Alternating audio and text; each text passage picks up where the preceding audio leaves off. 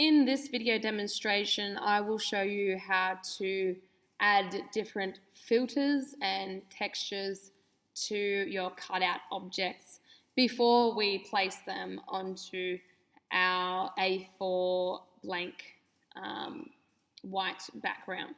So what we're going to do is we're going to choose the color that we want our texture to kind of pick up or be. So we might keep it as this, maybe like a light green kind of color. We might even just choose one from over here, perhaps this color over here. Sometimes this, the color you have chosen here will affect the filter, so that's why I'm doing that before we go on in, because I'm not sure what filter I want to choose yet. I'm going to go to up to filter, and I'm going to go to filter gallery. So now my object will choose the last filter that I used, like the last filter I used on my computer was obviously neon glow, and it's chosen that green to mix in with a glow blue. You can actually change this to be like a pink or something, and then it should, change what the green will mix with. I'm not sure if that is the actual filter I want, so I'm gonna just keep playing around with all the filters until I'm happy with, that one's kind of cool, with the different types of filters. As you can see, this one, the color that I had chosen, the light green, didn't apply to it, but some of them do. Like if I go to sketch and I go to stamp, see, that green has come up as the main color feature. Well, that's kind of cool. Photocopy looks nice. I might end up using photocopy at the moment. So lots of different types of filter. These help to kind of create a break in between your objects so that we're not being overwhelmed. So we just need to figure out which ones. We have heaps here. Ink outlines. It's interesting.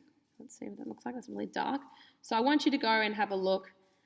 Try to choose ones that are not really tacky. Like there's one in here called like bubble wrap or something, and I just don't think it looks that great, wherever that is. And stained glass sometimes can look a bit, not too great. So I might choose, I liked stamp, or no, I liked photocopy, didn't I? Yeah, that's pretty cool. I might leave it as that for the moment, and once I'm happy with it, you can change around the detail and the amount of darkness, so I can make it lighter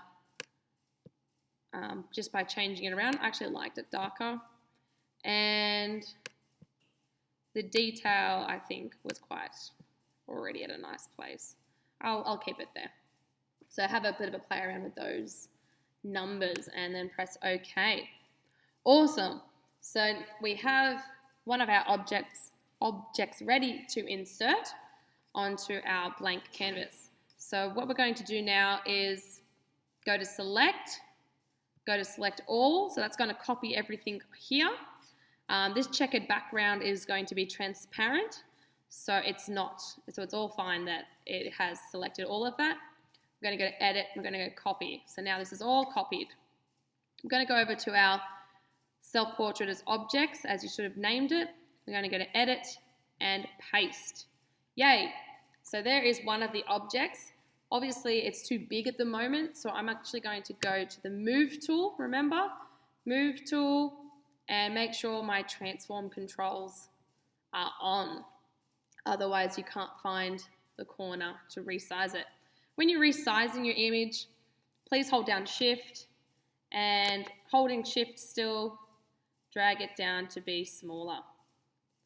Okay, because I'm going to put about 6 to 10 objects on here, you don't want them to be too big. So for the moment, we're just going to leave it at that size, and then I'm going to rename my layer by double clicking on it, and I'm going to call it flower. No, it's not flower, is it? It is, I'm just going to say my plant. I'm just going to call it plant. So it's important that you're renaming them, and eventually you're going to have perhaps 10 different layers over here. Okay, so that is how we cut out an image and apply a filter.